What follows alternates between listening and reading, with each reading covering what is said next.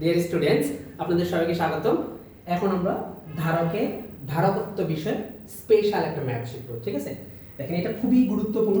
দেখেন এখানে আমরা লিখে রাখছি খুবই গুরুত্বপূর্ণ গাণিতিক সমস্যা, যা বিভিন্ন ইউনিভার্সিটি এবং ইঞ্জিনিয়ারিং ভর্তি পরীক্ষা সহ বিভিন্ন বোর্ড পরীক্ষার জন্য কিন্তু খুবই গুরুত্বপূর্ণ। ওকে, তো এখন কোন অঙ্কটা চলেন আমরা দেখি। ঠিক আছে, কোন অঙ্কটা? এই যে অঙ্কটাকে দেখা যায়, এই দেখেন দুটি ধারকে সমান্তরালে ও শ্রেণীতে যুক্ত করলে তুল্য ধারকত্ব যথাক্রমে 9 মাইক্রোফ্যারাডে এবং 2 মাইক্রোফ্যারাডে। ধারক দুটির ধারকত্ব নির্ণয় করো। ঠিক আছে, এইটা কিন্তু আমরা যদি প্রপার ওয়েতে করি, মানে মেইন নিয়মে যদি করি, তাহলে কিন্তু আমাকে অনেক টাইম লাগবে। হ্যাঁ, তো কিন্তু আমরা যেহেতু এখন স্পেশাল ভাবে শিখবো যে এমসিকিউ ট্রিক শিখবো, যে কিভাবে এমসিকিউ যদি এই প্রশ্নটা আসে তাহলে আমরা কিভাবে সলভ করবো। ওকে, তো দেখি আগে আমরা একটু দেখি ভাইয়া যে এটা মেইন নিয়মে কিভাবে সলভ করতে হয়। ওকে, মেইন নিয়মে কিভাবে সলভ করতে হয় সেটা দেখি। এই যে দেখ, তাহলে এইখানে কিন্তু আমরা মেইন নিয়মে সলভ করে রাখছি। দেখ বলছে দুটি ধারকে সমান্তরালে, মানে কি আমরা জানি সিপি ইজ ইকুয়াল টু কি, সমান্তরালে যোগ করলে হবে কত 9, আর সিএস হবে কত ভাইয়া, সিএস হবে 2।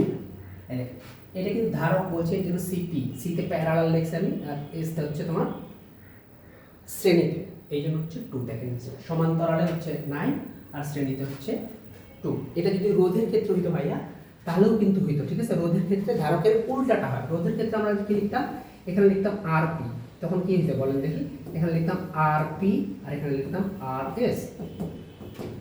ঠিক আছে, এই যে আরপি আর আরএস লিখতাম। ঠিক আছে, এবার দেখেন তাহলে আমাদের কি করতে হবে, দুইটা ধারকের মান নির্ণয় করতে হবে, তাই না? তাহলে মেইন নিয়মে যখন আমরা করব তখন দেখেন কতভাবে করতে হচ্ছে আপনাকে, কারণ আপনি সিপি কারণ দুইটার ক্ষেত্রে C1 C2।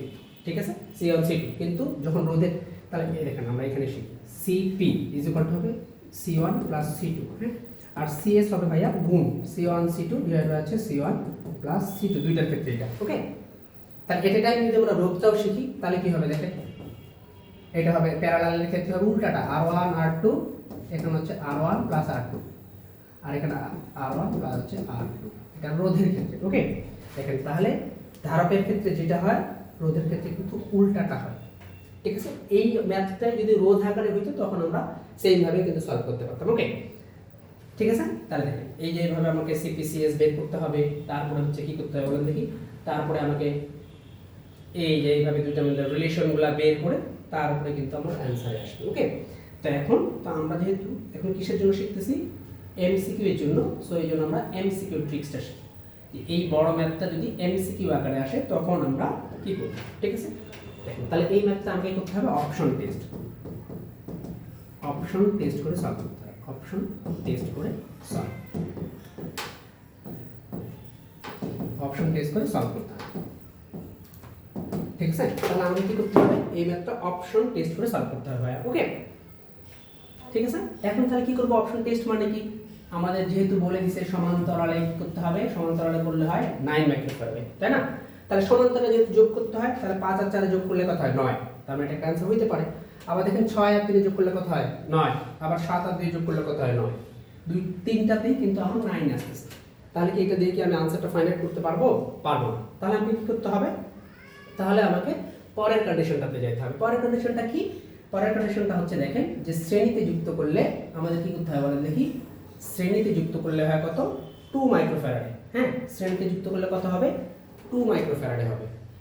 ঠিক আছে, তাহলে শ্রেণীতে যুক্ত করলে এখন আমরা কি জানি, দুইটার গুণফল 5 × 4 ডিভাইড বাই 5 আর 4 9 যোগ করলাম ইকুয়াল টু কি 2 ইজ নট 2, তাহলে এটা आंसर হবে না।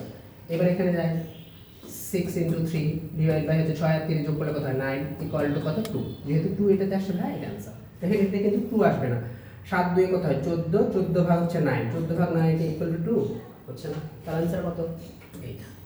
তাহলে বুঝতে পারছেন কি বললাম, বিষয়টা হচ্ছে অপশনগুলোকে টেস্ট করতে হবে। এই টাইপসের ম্যাথগুলো অপশন টেস্ট করতে হবে। তাহলে যদি এটা আবার রোধ দিয়ে আসতে তাও পারতেন, তাও অপশন টেস্ট করতাম ভাইয়া। ঠিক আছে, তাহলে দেখেন এই টাইপসের ম্যাথগুলো এইভাবেই সলভ করতে হয়। ঠিক আছে, বাই বাই।